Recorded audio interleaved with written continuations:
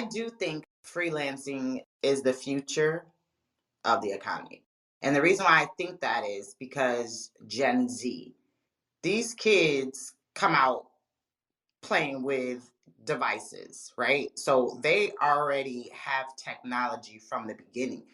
Welcome to Two VAs and a Mic, your guide to making money and serving your community. In our podcast, we'll help you learn about the journey of monetizing your skills and providing your services professionally, all from the comfort of your home. We also will talk to our business owners, authors, writers, CEOs, and solopreneurs who may use or benefit from using a VA in their business. Boil all that down to two VAs and a mic, and then mix them together with two different perspectives, flared with expertise. What do you get? Shauntá Harris, founder of Shauntá's VA, LLC. And Lovelee Brooks, founder of Lovelee Occasions and Etc., LLC.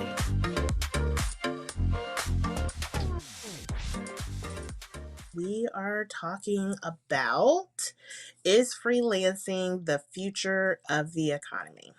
And I actually have some statistics for you guys today because I didn't want to just make this a flat out what my opinion is or just conversation, but I want to have some real facts to kind of back up what we're seeing, how we're feeling. And we know that I think it was announced, I don't know, that we are technically now in a recession.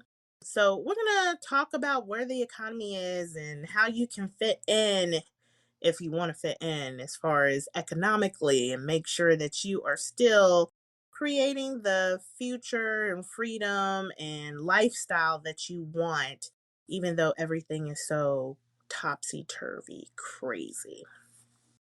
I do think freelancing is the future of the economy.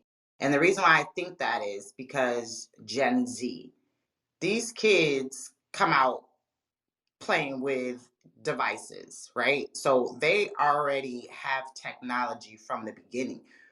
I had AOL, okay? So that was dial-up. We didn't know a lot. We grew to learn a lot. But the kids nowadays, they're coding and creating apps and know how to use social media. So I think their generation is going to be more of the freelancing because they have the opportunities and they have the internet so they can learn so much so quickly. I have a 13-year-old daughter and she sells stuff on Macquarie. So she makes her own money right now. It's not a lot. However, it is a 13-year-old that is basically selling products that her and I have purchased throughout the years that are still in great condition. And she's selling them on this platform. And I've had teachers purchase things from her, other kids, and then parents. So I started her an LLC. So she's 13 right now, basically just selling things. And she's not even at the age where she can go get a regular 9 to 5 job.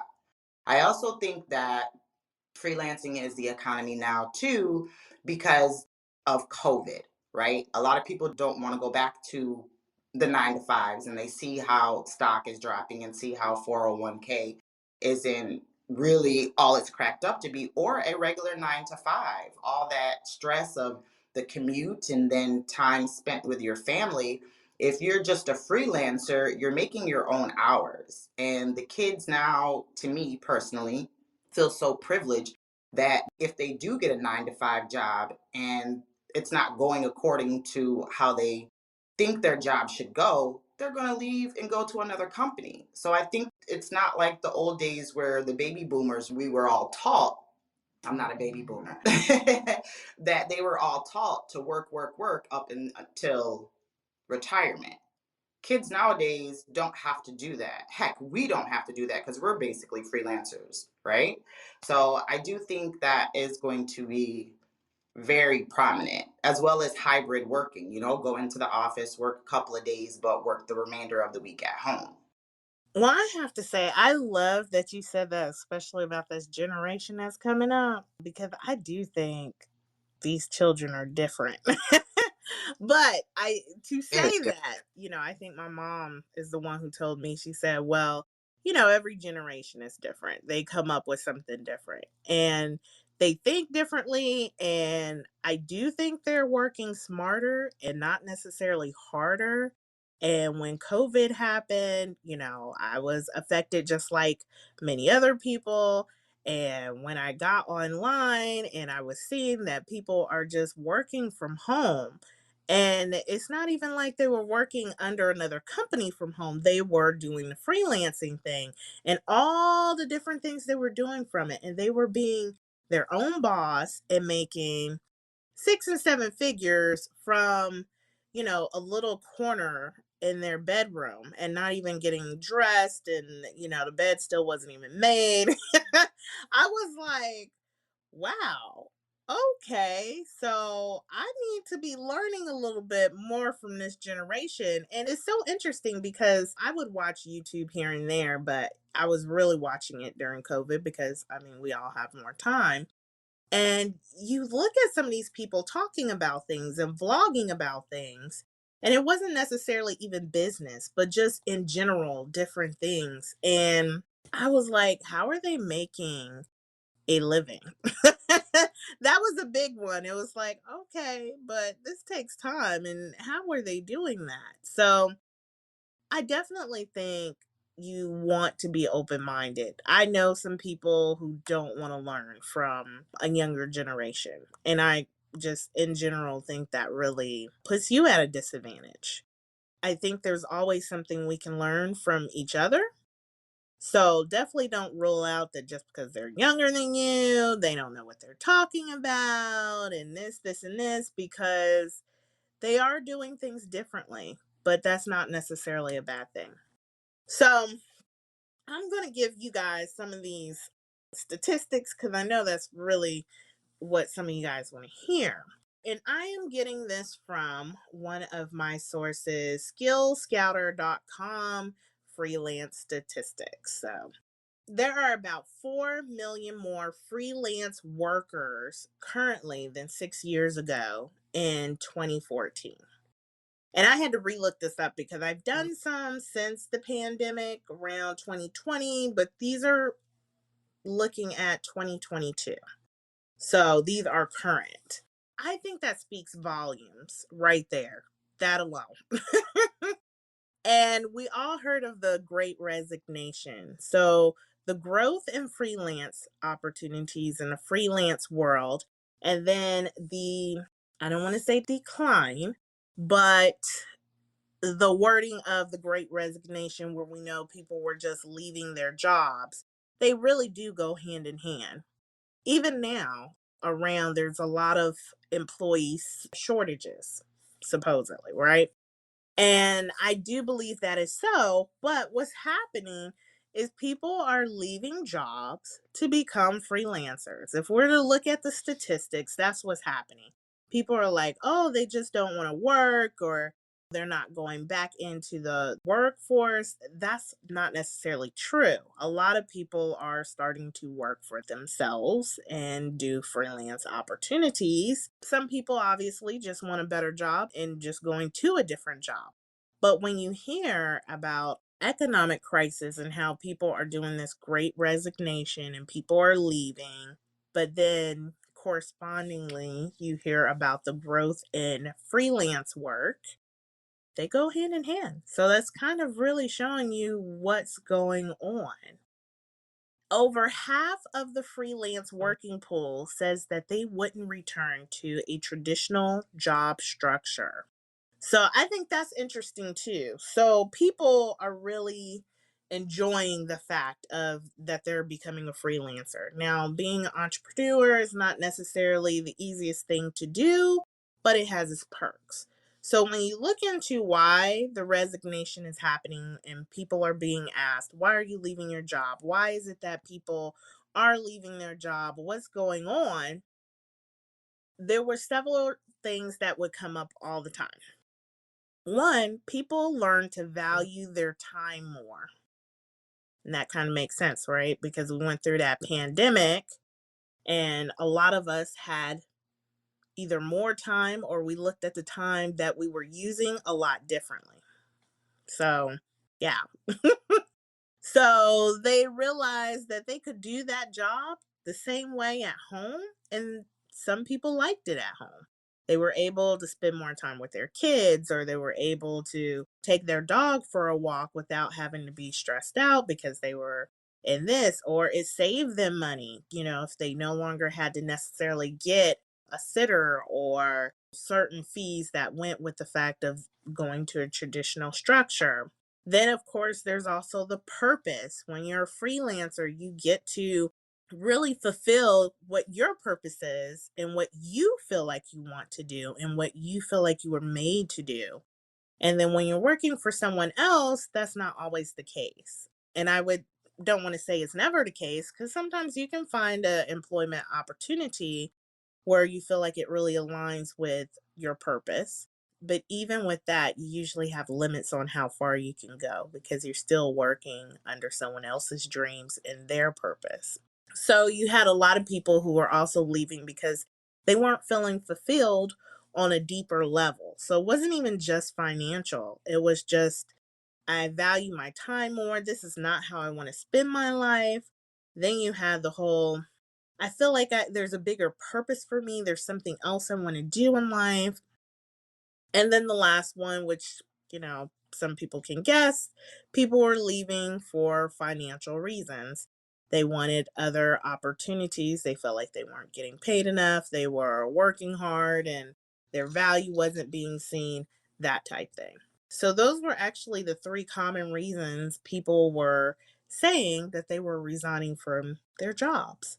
And I think that's interesting because when you look at freelancing, you're in control of your finances. You're in control of the purpose driven part because you really make that up. And you get to shape it how you want to. And then when it comes to time, that's definitely a big one. Even though as entrepreneurs, sometimes you may have to have that hustle time where you're working more than what you really want to and more than a 9 to 5, you're doing it so you don't stay in that place. And ultimately, if you still wanted to change it, you could because it's your business. I'm going to throw this one stat out there too, real quick. It says the United States is the top rising freelance economy at 78% of year on year revenue growth. So the other thing that that's saying is it's not slowing down. People are continuously going into freelancing. So, what are your thoughts on that, Shauntá? Yeah, I agree with what you were saying and the stats. I had pulled up an article from Fast Company and they interviewed someone from Upwork. And if you don't know, Upwork is a freelance platform where a lot of us freelancers go to find gigs or actually put job out there for another freelancer to come and work for you. And it stated, this was from March 2022, that Gen Z is going to basically force into freelance. I don't particularly understand their wording for that in that phrase, but to me it's basically saying what I stated earlier, that because the kids are so tech savvy, they're not going to want to go to corporate America and just sit there at a desk all day, right? They'll rather be able to travel around the world and still accomplish all of their financial goals with all of that freedom. And as far as with COVID, I think everybody thought differently, right? How can we make more money? How can, you make your life better and easier? And with a lot of us losing our jobs because of COVID, made you think differently and made you have to figure out how else can I bring income into my home, which is how a lot of us began to start our businesses.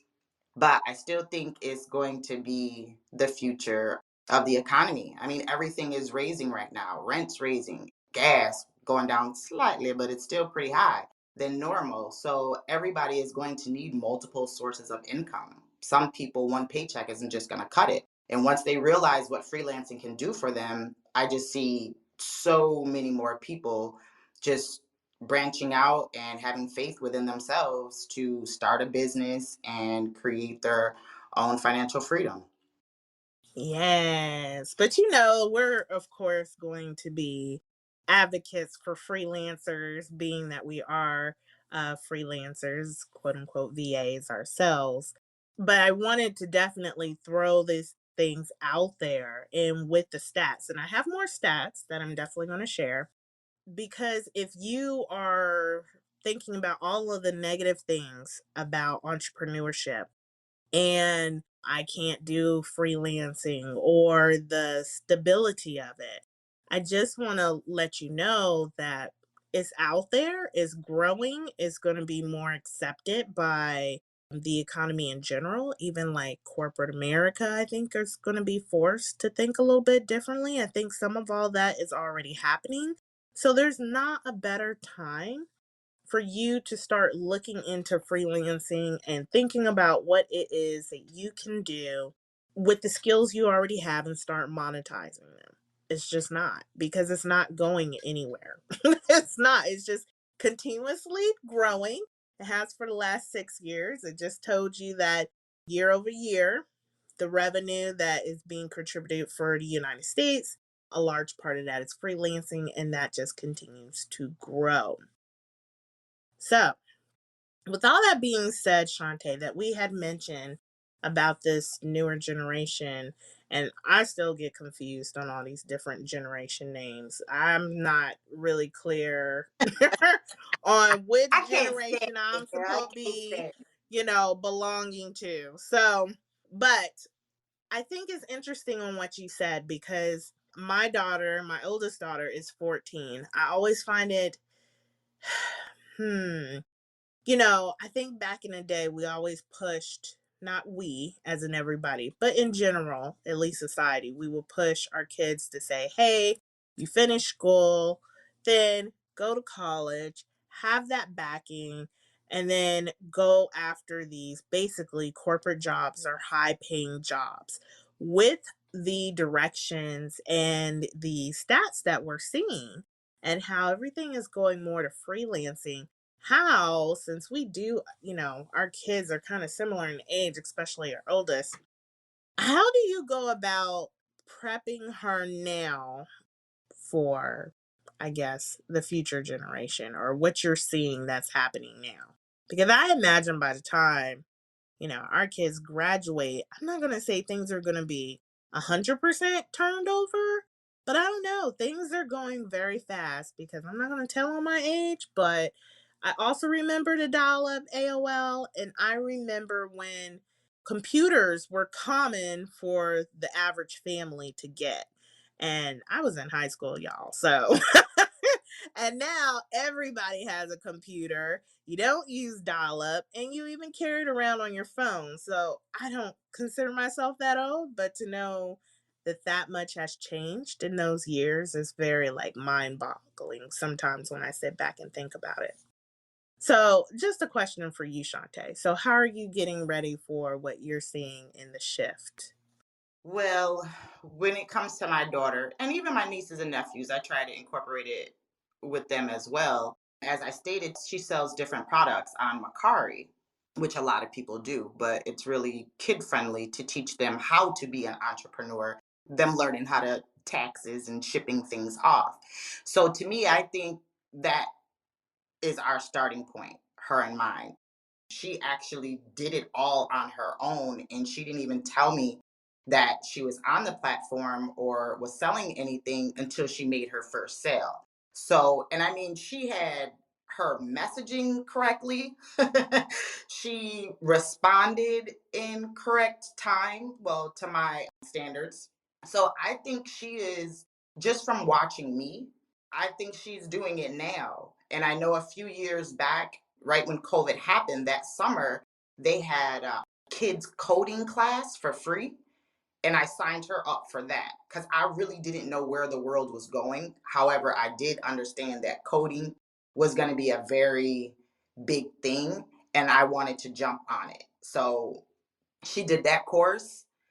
And then in school, I try to structure her classes one grade above where she is. So she's in eighth grade, going into eighth grade on Wednesday. but she'll also have 2 high school classes. But those high school classes are more geared towards business. So I think that's how the direction her and I are going in. So I don't really know. That's just my preparation. But I think she would go to college, but I don't think she would go into corporate America. Only because she can sell things now. So I'm assuming that's a little bit of sales, as well as her mom is building a business and she's right there with me through all of the frustrations or me yelling at my laptop. And she don't want me to get a regular job anymore because I had to travel so far to get to work. I worked 45 minutes from my home. So she sees all of that too, and I couldn't be around as much as she wanted to. So I think just the way that I'm living and the things that she's incorporating in her life right now is going to gear her towards having her own business or being a freelancer.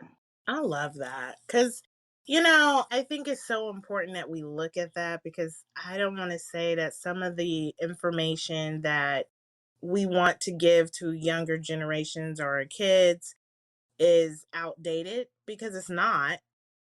I definitely believe that if you are doing something and it requires you obviously to go to college, you need to go to college. I also feel like there's nothing wrong with college. I have more college credit and a degree that I really don't even feel like talking about because I'm not sure if I got as much value out of that as just betting on myself. But I would say I would take all that in consideration because I just know that times are changing and I just don't think that it would be fair as parents or anybody else for us to just act like the world that we grew up in and how things went in our society will necessarily be that way for the generation behind us. So I think just being very open, I love the fact that you're really preparing her and you're being mindful about it. I mean, isn't that all any of us can really do? So I do love that. I do actually really love that. Mine, she's gonna try to milk just chilling as long as possible. So that's where she's at. I'm like, no, you got to go volunteer at the animal shelter, something. You need to go do something because mm-mm. But I'm going to share a few more statistics with you guys because I think it's just very helpful, even if you are a freelancer, is I want to say in some ways even reassuring. So right now there are about 57 million freelancers in the United States. So I think that's a really big amount there. It is. Um, yeah, like I don't know if you guys realize that many. I'd have to go and go Google how many workers because you got to think everybody in the United States is not of age to be a worker or so forth. But I would have to Google just to see how many workers do we have in general in the United States. 31% of freelance workers are earning more than 75,000 US dollars a year. I like to throw that out there too because if you are maybe a new freelancer of some sort and you don't feel like that can be you or you don't feel like you can earn the amount that you want to make, 31% is a pretty good percent there. You can definitely be part of that 31%. I would say a lot of that, if you're not part of the 31% yet, because that's how we like to speak, you speak that on in there. It's more so probably just due to consistency, getting your foundation going, those type of things. A lot of times when we are really ready to give up on ourselves, it's right around the corner. I don't know if you guys have this thing, but like, what is it? A pot of water won't boil with you watching it. It is actually saying I'm messing all that up. But I know there are definitely times I'll take this. A long line. You get in the long line and you're really contemplating. Should you continue in this long line or just get out? Because it's taking longer than what you feel like it should take. Now I know I've been in plenty of situations and as soon as I jump out of that line,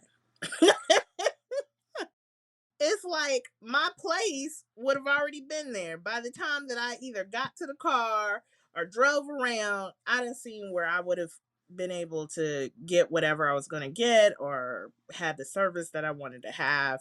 So I always feel like that, even in, now, if there's situations I'm like, oh, this is taking so long.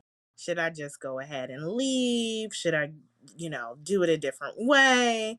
And it just seems like it never fails. As soon as I get out, it seems like there you go. It would have been right there around the corner. So I do want to throw that out there because if you guys are like me, patience is a virtue. And it's definitely one that is needed when you're an entrepreneur. So sometimes you're literally just, I don't know, a day or two around the corner from your breakthrough. So do not give up on yourself because it's sitting right there. And I will share this other stat with you. It says if they need to, a quarter of freelancers could find work within 24 hours. So I think that's another thing that people just love because there are always that possibility that your next client is listening to you, that's going to run into you. And that client can be revenue wise any size client. You don't necessarily have that with a 9 to 5. The 9 to 5, you pretty much know what your paycheck is going to be. It's pretty standard. But with freelancing, it's not. You literally could be thinking, ooh, I need me another 1,500 today. And you just, I don't know, end up doing some type of presence work, whether it's a webinar, talking about it, or it doesn't even have to be any of that. It could be somebody just was listening to old material you had out, or they have been watching you for 6 months and all of a sudden they're like, oh yeah, I'm ready now. And that could be the day, just like that. So it does happen, probably happens more than we think it does. So I thought that was also a good stat to share with you guys today, just for other encouragement factors. And then in 2019, the freelancing industry contributed approximately 1 trillion US dollars to the US economy. With a T, okay? With a Trillion. T. Yes. So that tells you exactly how many freelancers they are out there and how much money this industry is really producing. So if you are not where you want to be financially with freelancing, that does not mean that this has to stay your situation because it's out there. People are out there. They are truly looking at freelancing completely different. It's there and the money is being made. So don't be discouraged by any of that as well. So there is a lot of freelancing opportunities that is contributing to our United States economy right then and there. That's some proof in the pudding right there. So what's your thoughts on that, Shauntá? I mean, I agree. I agree that freelancing is where it's at. I'm enjoying it. I feel if you have the time and, like you stated, the patience, it's going to all work out. But it surely does take time. Okay. It doesn't happen overnight. Some people it actually does. I don't know how, but it does. And we can be the same way. I also wanted to take notice to all the freelancing platforms, right? There are so many platforms. And to me, it's like if there's all these different platforms out here, then there is all this money with the T that you can go out there and get. The thing is, if you're not in the virtual world or in the freelancing world, you don't know they exist, right? So I just would suggest to anyone to do their due diligence, do some research on the freelance platforms, see what they're offering and see how you can get in on it, right? Like there is, you have Upwork, Fiverr, Freelancer, People Per Hour. Top to Go. I don't know which one that one is. 99 Designs, Flex Jobs. LinkedIn also, if you see the word remote, that's basically freelancing unless they're asking you to be a remote employee. Then you have Dribble, Design Crowd, Craigslist. People still use Craigslist, y'all? Writers Access, Huff Staff, Cloud Peeps Inc. There's just so many. So the opportunity is there for you to capitalize on, right? Just like I said, due diligence and check out these freelance platforms. You can get your clients on there. And once you get your clients and you get reviews, there you go. Start your business. Start whatever you did for that individual and they gave you a great review. Start promoting that you can do that, right? And then if you're on platforms like that, when you have good reviews, especially on Upwork, right?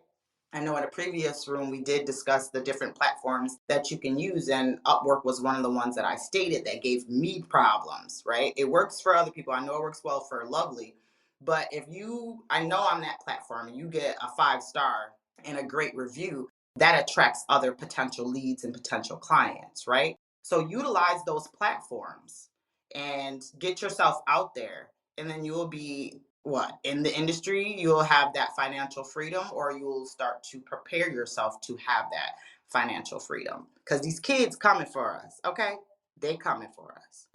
I think the kids were already here. I feel like I'm trying to come up off of them. They already know how to do it, been working it. I'm like, okay, well, let me learn from them. But yes, definitely, definitely. And the opportunity is everywhere. Everywhere. So, I mean, don't forget about your local brick and mortar businesses. The reason why I say definitely don't forget about them is because, first of all, if we are in the virtual world, most of us do forget about them. That's one. Two, they may be in a generation where they don't know how to innovate their business. So instead of necessarily competing with all these different people that aren't, your quick go to, or, they're a little bit closer, they feel a little bit more secure, at least giving you a chance and giving you that try. Don't forget about your local, brick and mortars, because I don't want to say I think they're quote easier. That's not what I'm saying.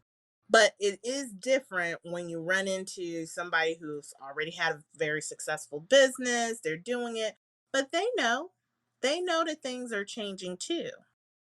So they know that maybe, okay, I know several people are making all this money on social media, but they may not know how to use it, you know, because that generation didn't really need to do that. They were still doing flyers and business cards, which are still effective, but not number one as effective as much in general anymore. So don't forget about those people. I mean, don't forget about the people you run into every day, your teachers. I know that there's some virtual assistants that just help teachers. They have to do all those lesson plans and blah, blah, blah, blah, blah. You know, everybody could use some help and needs the skills that you have right now. And there is a way to monetize it online and remotely. So just when you're thinking about, okay, I want to start this and I want to do this, just make sure that you have enough confidence in yourself to talk about it all the time. Talk about it wherever you go. Talk about it to people who you're not even sure if they need your services or not. Talk about it to people that you're not even sure why, but just let them know. I mean, people are very curious anyway. If you tell them you're a freelancer, you work online, they're already curious, because you never know who knows whom and what that person may be able to do for you or not do, and what part they may play in your journey.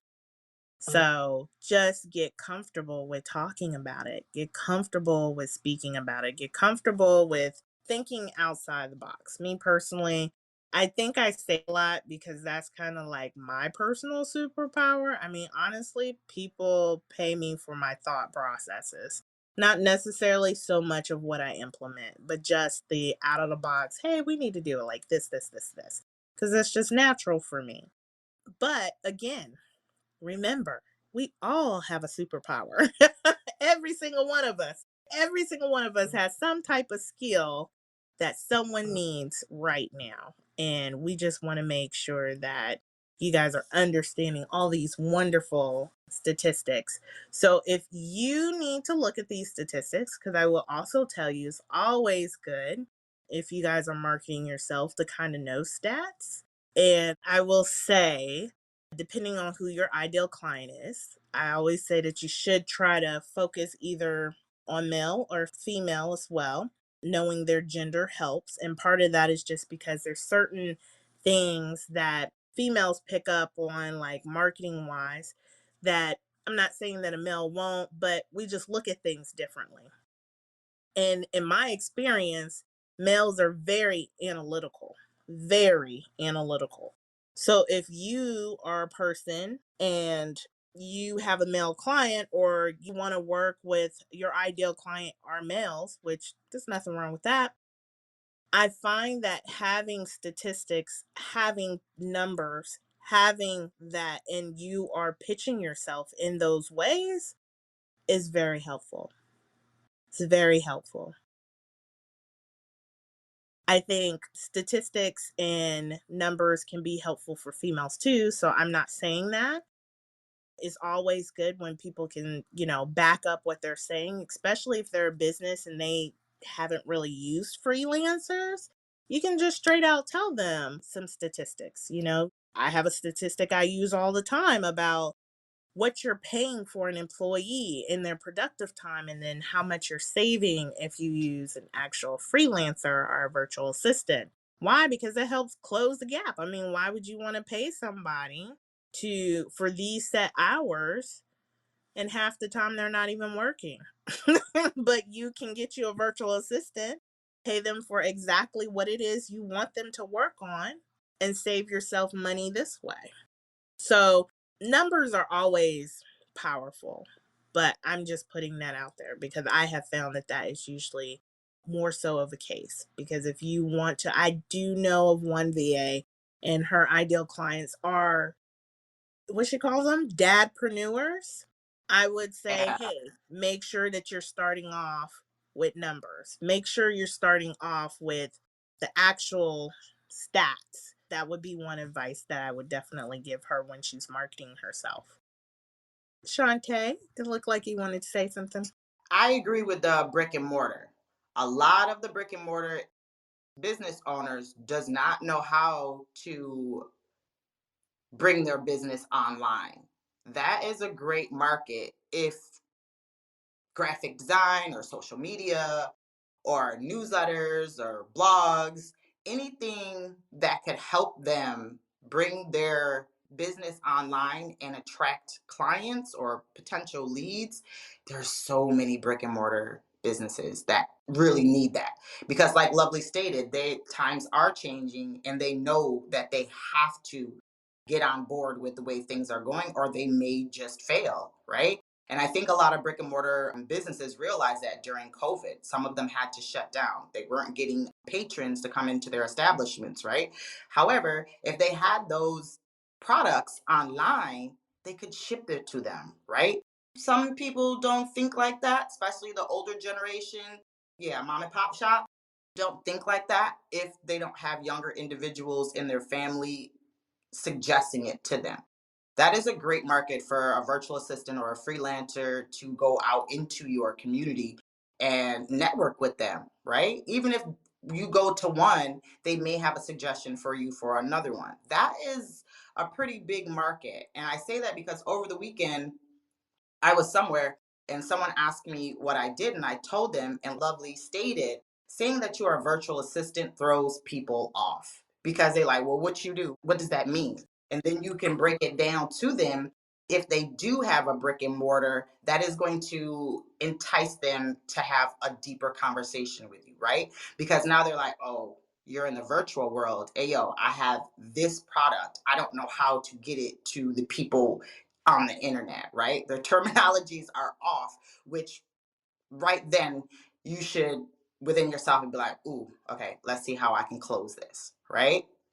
So go into your communities, like Lovelee stated, and check out your brick and mortar, even the ones that you frequent. I do a lot of work at like a coffee shop down the street, and I check their page for social media, and they don't have a lot. So I literally just sat there and created something for them and gave it to the owner because it's a little, small thing.